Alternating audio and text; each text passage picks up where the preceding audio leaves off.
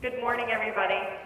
I'm delighted to be able to be there with you this morning, even if it's only virtually. I'm glad my slides are in the room. If we had to choose between me and my slides, it's more important that you see them. What Dr. Sachs asked me to share with you this morning, and what I'm delighted to spend some time talking you through, is the alternative quality contract model. This is a model that Blue Cross of Massachusetts developed in 2007 and launched in 2009. And so what I thought I would do today is three things. First, spend a little bit of time giving you the context and the background on why in 2007 we set out to develop this contract model. Then a description of the model and how it works, and then spend some time describing what the early results of the model have been.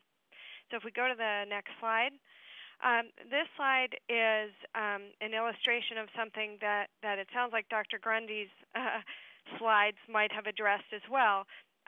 What the graphic in this slide is illustrating for you is a comparison of what healthcare spending trend has been in Massachusetts compared with trends on workers' earnings and overall inflation. Those other trends are the red and green lines, respectively.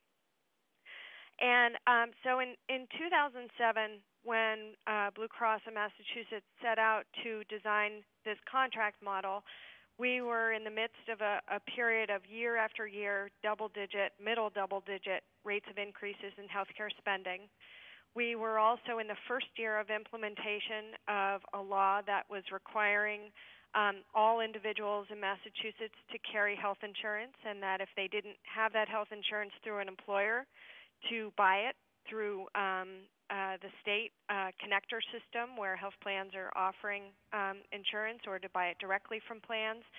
And so that context, I would say, is one of the really important factors in having called our state's attention urgently to the matter of health care spending. Because even though employers like Dr. Grundy's for years have been distressed about these double-digit rates of increases and have been struggling mightily to define new ways of presenting benefits, cost sharing, changing what's covered, what's not covered, how much individuals pay, who's in the network, working with plans to do all of those things to try to manage these double-digit rates of increase. When individual members of the Commonwealth had to go out onto the market and buy insurance for themselves, they didn't have the benefit of an employer behind them making all of those adjustments. So they were going to come front and center with the reality of these double-digit rates of increases. And we knew in 2007 that would begin to cast a very bright light on the issue of why is healthcare so expensive, and why does it go up so much faster than everything else in society. And so our then CEO gave us a charge in February of 2007 to develop a contract model that would be an alternative. It was meant to be alternative and voluntary for those provider organizations who shared a vision that we had. The goal was to, without taking money out of the system, to significantly improve quality and outcomes and slow the rate of growth on our medical claims. So quite specifically, what he said to us is we spend $13 billion a year on claims, and I'm not looking to take money out of the system, but I am looking to get more for what we buy, better reliability and better outcomes from the system, and I'm looking to significantly slow the rate of growth on that $13 billion. So I want to have a model of contracting that will do that. And so a small group of us, myself included, were asked to sequester for 10 days and see what we could come up with as an alternative contract model. And the AQC is the model that we came up with.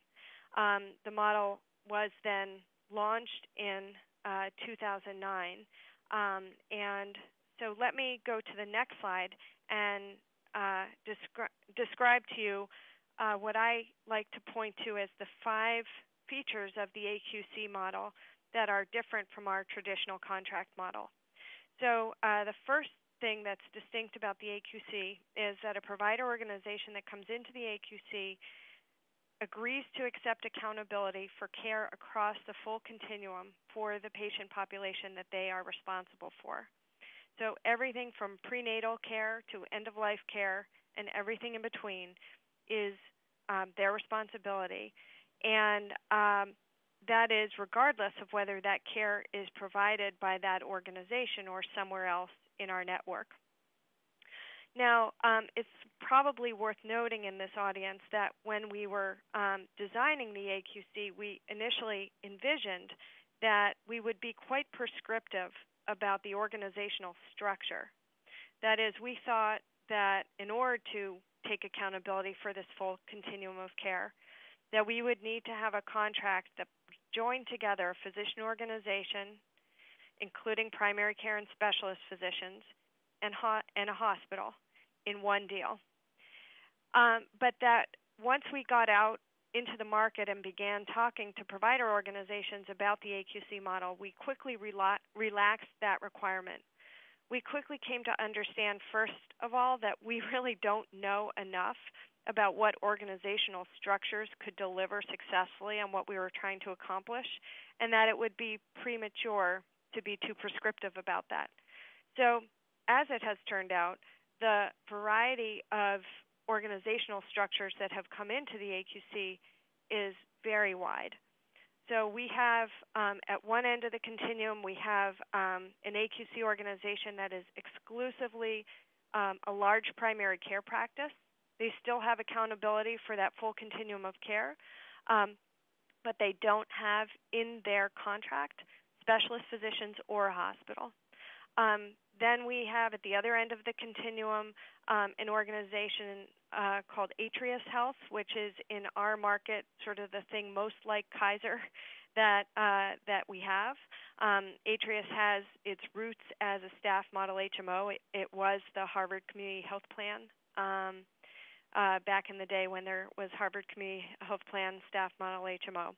And then we have many organizations and organizational structures that cover the continuum in between. We have some physician hospital organizations together, so a physician group and a hospital together in a contract.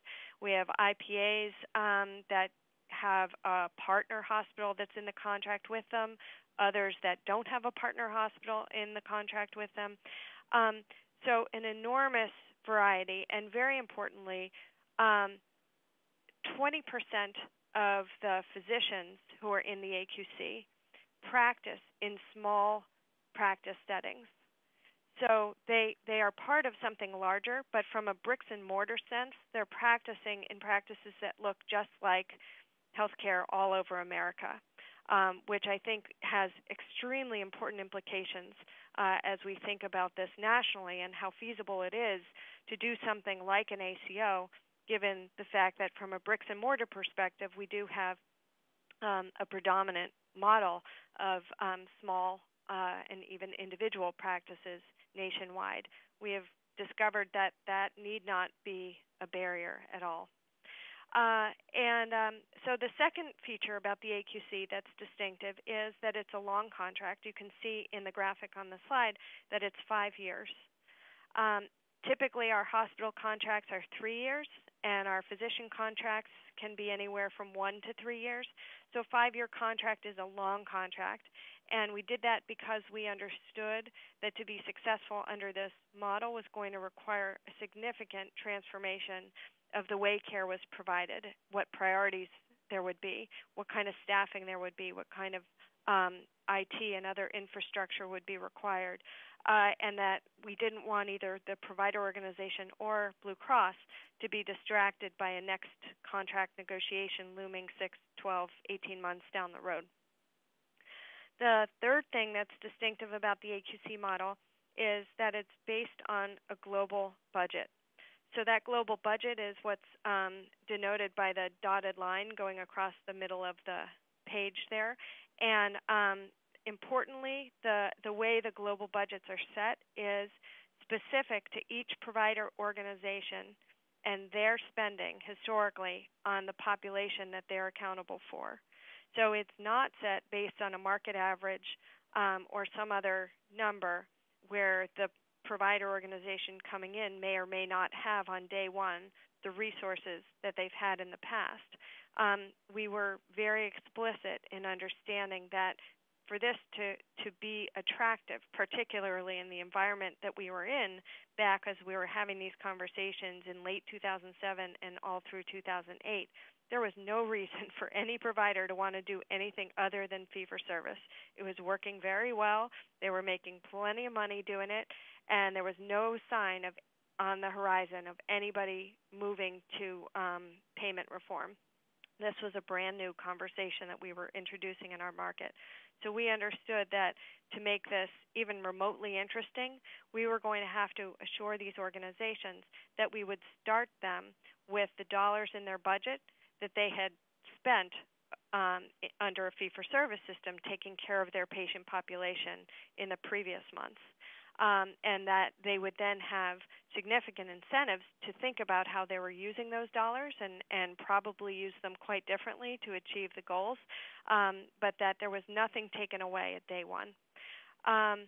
And a fourth distinctive feature of the model is that the rate of inflation under the AQC model is negotiated up front in the contract and tied to general inflation. So if you think back to what I said, our then CEO had given us a charge to do, significantly slow the rate of growth in medical spending. Our goal was that by the end of the 5 years, that the inflation in these contracts should be no higher than CPI, no higher than general inflation. So the contracts were designed to come down to that level over the 5-year period. And that's what's denoted by the yellow bars, which show the accumulation of the inflationary dollars over the course of the contract. So much lower rates of accumulated inflation than would have been seen in traditional contracts over a 5-year period. The final distinction between the AQC model and our traditional contract models are the quality incentives. That's what's denoted by the green on this graphic. And the AQC model includes a very broad portfolio of quality measures, 64 quality measures, in fact, that I'll say a little bit more on the next slide. But those quality measures encompass both ambulatory and hospital quality and create the potential to earn an additional 10% on the global budget. So, with a typical budget of, let's say, $300 per member per month, that's the opportunity to earn up to an additional $30 times 12 months a year times thousands of members per contract. It's a lot of money on the table. And as I'll show you in a few minutes, we've seen enormous responsiveness in terms of the improvements, dramatic improvements in quality over even just the first year of the contract. So that's the model. Let's move to the next slide where I can tell you a little bit more about those quality measures. You can see here that on the left side are the ambulatory measures. On the right side are the hospital measures. For both settings, there are a set of clinical process measures, clinical outcome measures, and patient experience measures, all three domains. All of these measures come from nationally accepted, very well-validated measures. That was really one of the important founding principles in how we were going to define the measures that were going to be used in such a high-stakes way. And for each measure, what we did was to set out performance targets in absolute terms. We call them gates. And for every measure in the contract, there is a Gate 1 and Gate 5 level of performance that's defined. And the gates are defined in absolute terms. What I mean by that is, in contrast to our own and other market and national programs around incentivizing quality, which have, for the most part, relied on relative benchmarks set in relative terms like the network average or the national 70th percentile. Those we had a problem with because we felt that by definition, if you're using relative benchmarks, you're defining an approach where there have to be losers in order for there to be winners. And that seemed just antithetical to what we were trying to accomplish with this contract. We wanted everyone to get to very high levels of performance, and so we recognized that that meant we had to define performance in absolute terms. And so our Gate 1 level of performance denotes for each measure the level of performance that we consider to be good enough that it deserves some additional financial recognition. And Gate 5 performance is an empirically derived number using some fancy statistical methods that allow us to discern what is the best that can be accomplished on that measure in a population at the level that we're measuring, so for a hospital or for a physician group. So that's not what's the best that's ever been seen or what's a perfect score, which may or may not be achievable, but what the data tell us can reliably be produced at the level of the population. And that's where we set that very aspirational goal of Gate 5. And what this allowed us to do is to then have a set of quality standards that apply to everybody who comes into the AQC. It's real transparency on our part. We commit that the measures and the gates are not going to change over the 5-year contract, thereby allowing these organizations to know where they are at the beginning and to plan their resources in a way that allows them to move across that continuum and try to get to Gate 5 over the 5 years of the contract.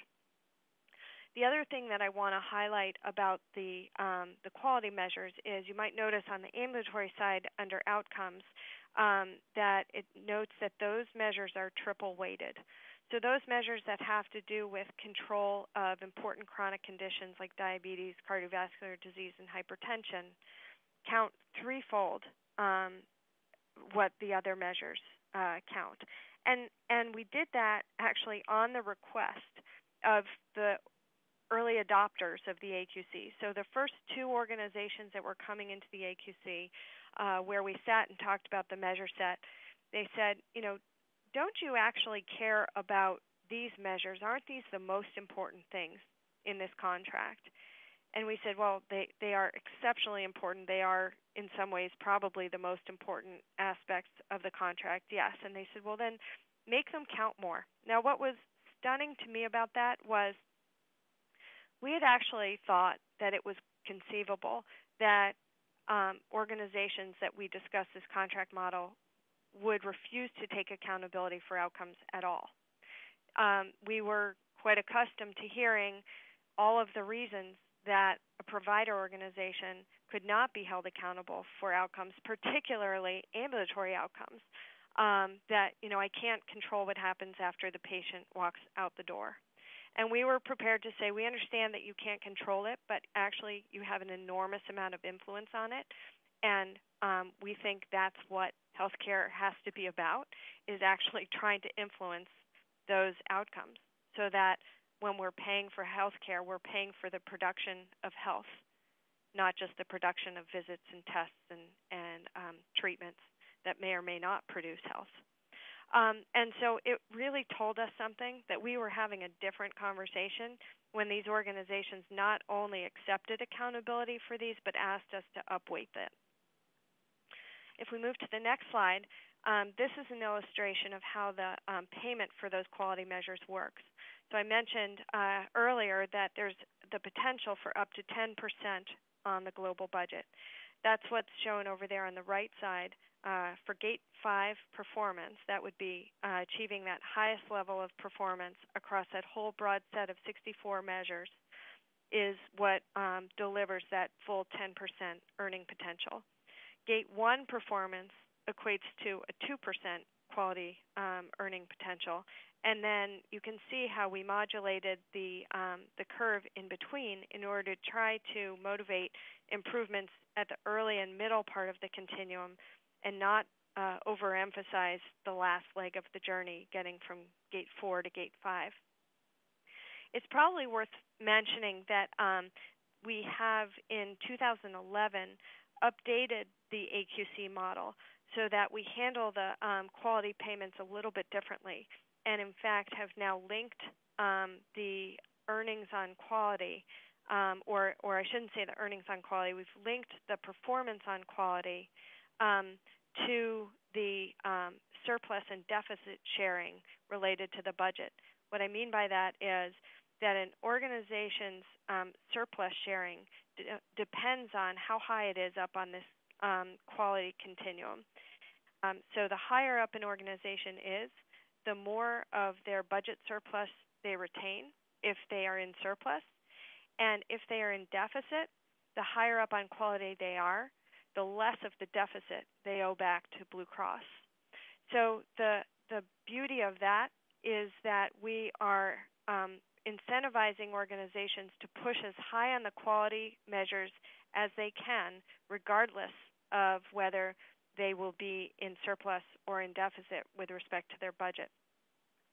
So that linkage, we think, is a very important additional innovation to the model that we've introduced, but we don't have results on that yet. We're only now establishing the first contracts that will work in that way. If we move to the next slide, you'll see how the AQC has grown since we first launched it in 2009. So in 2009, the AQC actually grew much faster than we expected. In that first year, we signed 8 organizations to the AQC, and those 8 organizations accounted for a little over a quarter of our HMO membership. And then you can see how it's grown since then to now in 2011, where 44% of our HMO membership is attached to an AQC provider, and over a third of physicians in our network, close to 40% of PCPs in our network, are in an AQC contract. Now if we go to the next slide, I'll begin telling you a little bit about the year 1 results of the AQC. So first, with respect to quality, the first year quality results from the AQC were nothing short of dazzling from my perspective. I say that having been studying quality, developing quality measures, working on implementation of quality measures and quality improvement for my entire career. I have never seen anything like what we saw from these groups in year 1. And probably the best way to illustrate that actually is with the next slide. So on this slide, what I'm showing you are a subset of the ambulatory measures, and specifically the ambulatory process measures where we have data predating the AQC. So from 2007 through 2009, I'm showing you the changes in the AQC and non-AQC segments of our network in performance on preventive screenings, things like mammography and colorectal cancer screening, cervical cancer screening, and on the right side, chronic care management. So things like the processes and evidence-based care related to managing diabetes, depression, cardiovascular disease, and so forth. And so what you can see is that in 2007, the AQC organizations were just a little ahead of where the non-AQC segment of our network was, and that on the chronic care side, the AQC organizations actually were a bit behind where the non-AQC side of the network was. You can then see that both for preventive care and for chronic care, AQC cohort starts to take off in 2008 with improvements, and then we see really substantial improvements in 2009. Now, 2008 was before the AQC launched. However, 2 of the 8 organizations that came into the AQC in 2009 had a 1-year bridge deal to kind of try to test out the AQC and see whether they were willing to go into a 5-year contract. So that's what accounts for the improvements that you see in 2008, was those 2 organizations getting to work because they already had the AQC incentives around those quality measures that we just talked about. By contrast, you can see that very little has changed over that time period in the part of our network that still is outside of the AQC model. If you go to the next slide, what you can see is the level of performance that the AQC organizations achieved on those clinical outcome measures that we were talking about previously. So this is a subset of those measures, the performance on cholesterol control for diabetics, blood pressure control for diabetics, and cholesterol control for cardiovascular disease. And we don't have pre-post data here because this is information that we can only measure with data that gets provided to us from our clinical partners, from our network. So the AQC organizations, we don't know how they were doing on these indicators prior to the AQC, but what we do know is that the level of performance we see here is already in year one beyond halfway and getting very close on some of these measures to what we considered and what the data tell us is the highest levels of performance that could be accomplished for a population. There were, in fact, some AQC organizations among the 8 that hit Gate 5 level performance for outcome measures even in year one. So, to us, a really important accomplishment. These are the measures that I said before. We didn't even have confidence as we went into our first negotiating discussions that folks would be willing to accept accountability for these measures, no less make the transformations in care and in clinical engagement with patients that are required to accomplish outcomes like this.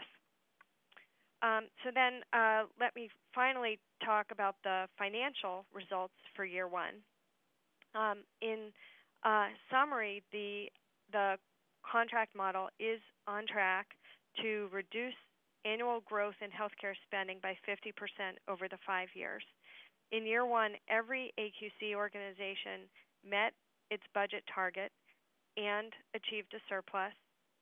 And they did that really in a couple of ways. I like to think of the savings that these groups can identify in their budgets in 2 broad categories. They can make changes in site of service. That is, they can change how they refer care, trying to favor lower cost care settings. And they can make changes in utilization, actually changing practice patterns. They did much more of the former in year one than the latter because it's easier. There was quite a lot, in fact, that happened in year one in terms of changing site of service. Where these organizations focused was on the types of care where clinical relationships really aren't involved, because the organizations were enormously sensitive to the kind of third rail of trying to disrupt clinical relationships. And for the most part, they were not interested in doing that. But they were interested in getting their patients to lower cost settings where that was possible and easy to do, convenient for the patient, and not going to be disruptive of any relationships. So things like labs, which they might have been using hospital settings, not realizing until they started to receive data from Blue Cross to help guide them with managing their budget, that hospital lab rates are significantly higher than freestanding lab rates. Similarly for imaging. Similarly for various kinds of common procedures, colonoscopies. So they equipped with data that gave them total transparency into our negotiated rates with our entire network, began to be informed purchasers of services, and began to use lower cost settings where those lower cost settings made sense in terms of their clinical goals for their patient population. And there were a few even more dramatic types of changes in care relationships between provider to provider, with respect to referral hospitals. Probably the most well-published of those was that Atrius Health changed a 25-year relationship that it had with the Brigham and Women's Hospital, one of the most expensive hospitals in our network to forge a new relationship with Beth Israel Deaconess Medical Center. For those who know Boston geography, you know that those two hospitals, both fine academic medical centers, are within blocks of one another, but the Brigham's fees are substantially higher than the Beth Israel's. And as Atrius began to explore this and understood those fee differentials and began to study the quality information for those two hospitals, they could see really no basis in quality to continue sending their patients to the Brigham. And in fact, the Beth Israel began to, in some ways, I'd say, court Atrius and offer to put in place programs that would better help coordinate care, better help ensure that as soon as the Beth Israel had a patient from Atrius, that Atrius would know about it so they could begin planning for the transition and making sure that the transition moved smoothly and that readmissions could be avoided. And so that's an example of a brand new conversation, a brand new relationship in the marketplace that happened because of this contract. And then, the last bullets on the slide point to the fact that in year one, some of the organizations did make some of those harder to do changes with respect to utilization. Some of them were, in fact, successful in reducing readmissions because of the efforts that they made in creating transition of care programs with their closest hospital partner. Some were very successful in reducing the non-urgent use of emergency departments and achieved significant savings there. And they are working even harder on these types of changes in subsequent years. These are just the 2009 results that I'm sharing with you now. The last thing I want to go over is the types of data that we, Blue Cross, have been sharing with these organizations to try to inform and help them with identifying those kind of savings, those below-the-line savings from their budget. And these have to do with capitalizing on practice pattern variations that we see in our data that we think are very important and very clinically relevant. So in the next slide, it's just simply highlighting what I mean by those below-the-line savings.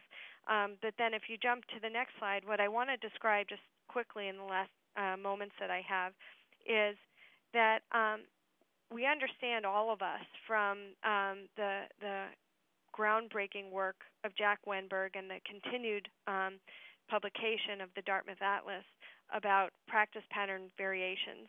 And that has been enormously interesting from a policy perspective and a research perspective. But on the ground for individual clinicians has really not been enlightening in terms of how to change care or whether care even needs to change. So we understood that we needed to find a methodology that would allow us to make those kind of practice pattern variations real and compelling and actionable to practices, particularly AQC practices.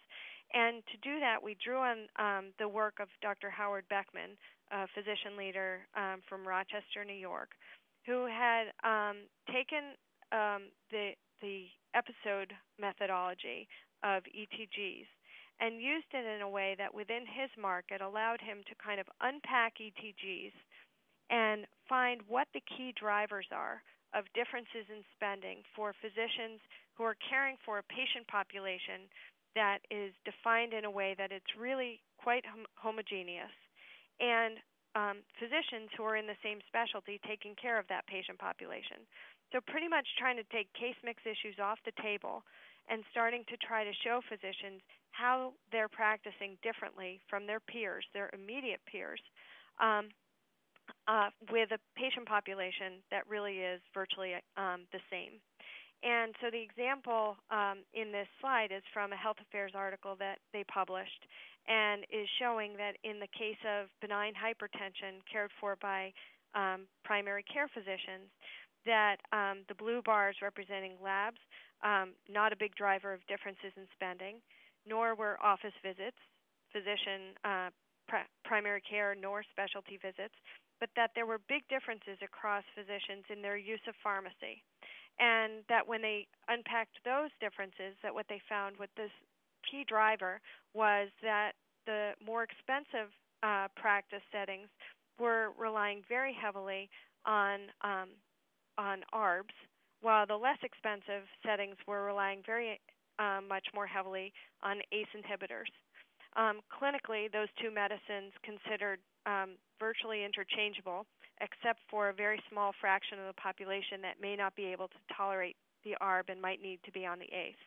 Most experts put that at about 10, no more than 15% of the population.